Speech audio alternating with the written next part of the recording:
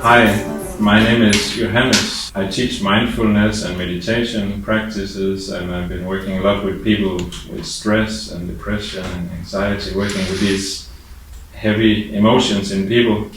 But I'm also really interested in this topic that we have for our event about judgments, because judgments for me is something that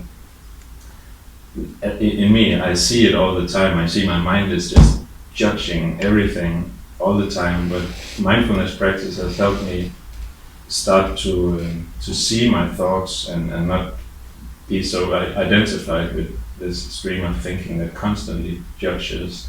And I think it's something that most people can recognize, this inner voice that constantly judges the experiences that we have. When we start practicing meditation and mindfulness, suddenly boom, it's this judgment coming out, yes? And then you start noticing its surroundings and how much judgment everywhere in spiritual communities, in politics, everywhere. Judgment is separation from love, and it's really difficult to train that, even for myself in daily life, right? So that's what, like, when we started to talk about it, we want to approach it from mindful perspective and how we can really witness our judgment without judgment. Yeah, I can really recognize when I think many years ago I read a book about judgment, and I thought, oh, that's some people that really are judgmental and stuff like that. But then I started to recognize how deep it goes into, like, every time I see something, there's constantly an evaluation or a categorization of things. So it's, for me now, I recognize it's something that just happens all the time, and working with that can be very liberating. It's really heavy, yeah, when we in this emotion and the states of judgment. And as you said, it goes so deeply in our childhood when we learn that we are separated. Maybe we learn that we are better than others because, yeah, we had like favorable conditions, like we were rich or we was like more spiritual or whatever it is. Or maybe we learn that we are not good enough. And that goes on.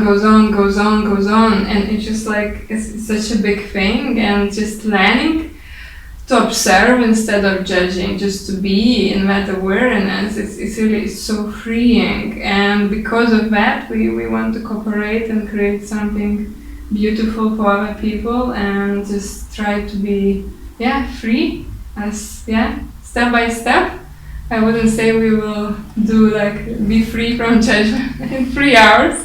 No, we just learn to notice that and learn to let go and be compassionate more with yourself and others. For me, working with judgments is not something that I have any ambition that it's possible to just end it all, like from this to that, you will not judge anymore. It's more about starting to observe this mechanism in us that has these pluses and minuses, things that we like and things that we don't like, and start to see that that's the whole structure of most of our personalities.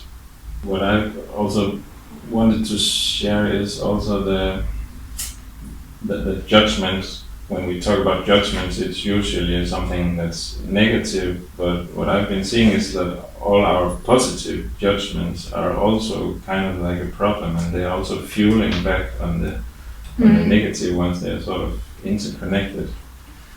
So if I think that I am something really positive and big and inspiring, and other people are really bad and dark, and this kind of positive and negative, that they go together in some way. Yeah, exactly. That's what, like, when you start thinking, I'm better than others. And then who are the others? I'm judging the others, and then it's me and the others, and that creates separation. And separation is just going away from love. I heard you've been to Tibet. Would you like to tell more about your journey? That was in 2006, I think it was. I had this idea that I wanted to go to Tibet, and it seemed the best way would be to go by mountain bike, so I ended up going on mountain bike. And, And I actually learned something really interesting about my own judgments on that trip, because many things went really wrong. I bought a really crappy Chinese tent that wasn't really waterproof. So one day when I was camping in the mountains, in the middle of the night, water started pouring into my tent. And I think at 3 o'clock in the night I decided that I had to leave, that I couldn't stay in my tent. So I packed all the wet stuff on my bicycle, and then I went and I went to some house and knocked on the door, and I was really wet, and it was 5 o'clock in the night.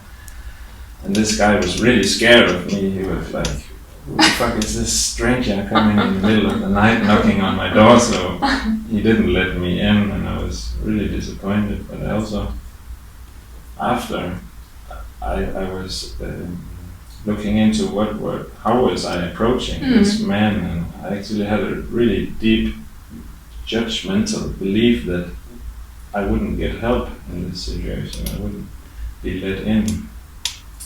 So, but it wasn't something I was fully conscious of. I was just seeing it afterwards, that I was actually expecting to be rejected at that moment of vulnerability, where I really needed somebody to help me out in this situation. But I bicycled further on, and I got to the city and I cleared things out. But then later on my trip, I had another opportunity where I was bicycling near Mount Everest. And one day again, I really needed somewhere to stay, because there was a long distance, and there was these wild Tibetan dogs that were barking in the distance, and I was really afraid to stay there. So I realized I had to knock on a door again in a house, and this time I recognized I have to go there and believe that I will get help. And they really let me in, and everybody was sleeping in a round circle around the fireplace, and I was invited to be a part of the family here, really taken well care of. Nice.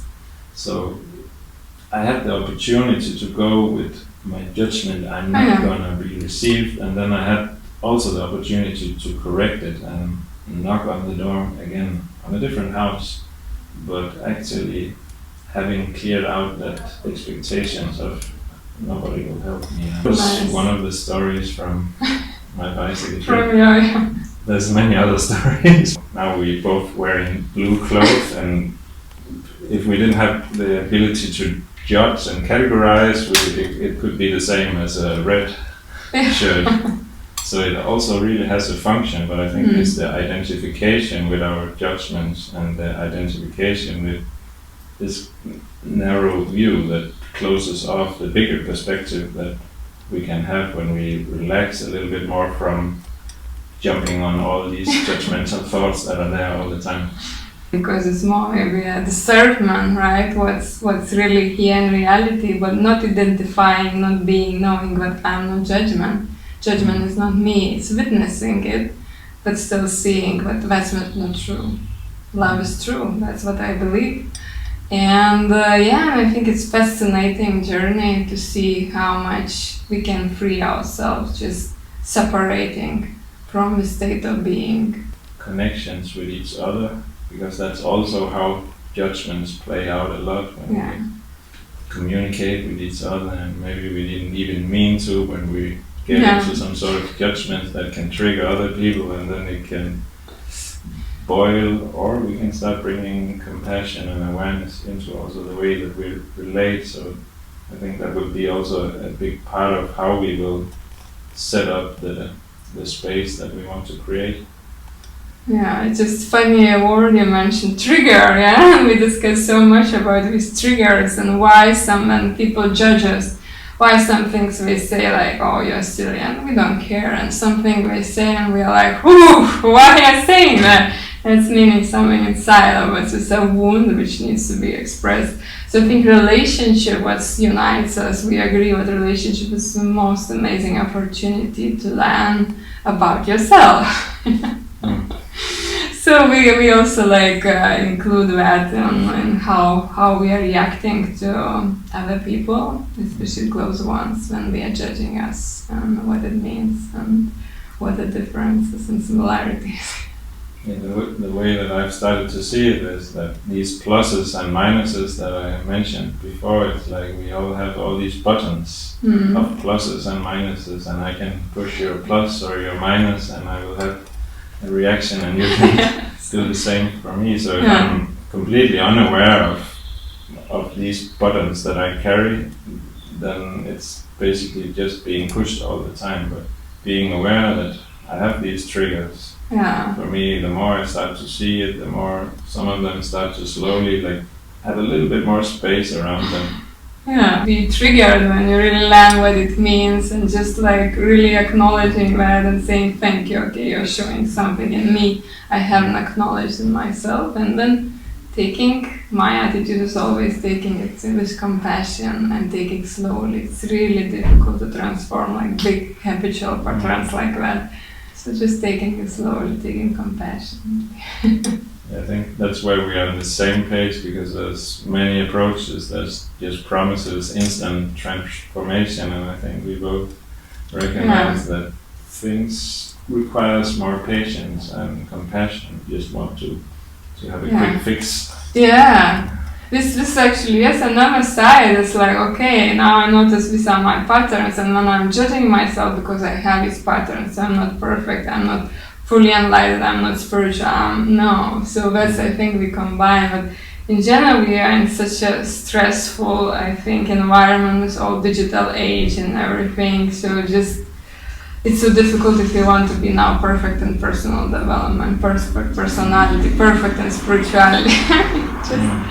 And that's what we combine, take it step by step and take it with open heart. So we really just want to invite you, if you have an interest, if you can maybe recognize this judgmental mind that we have shared, that we have, and I've seen it in many people, and there's no quick fix for it, but we want to invite you into a room of exploration about this topic, and hopefully have more space. If you're interested in that, you can click on some link.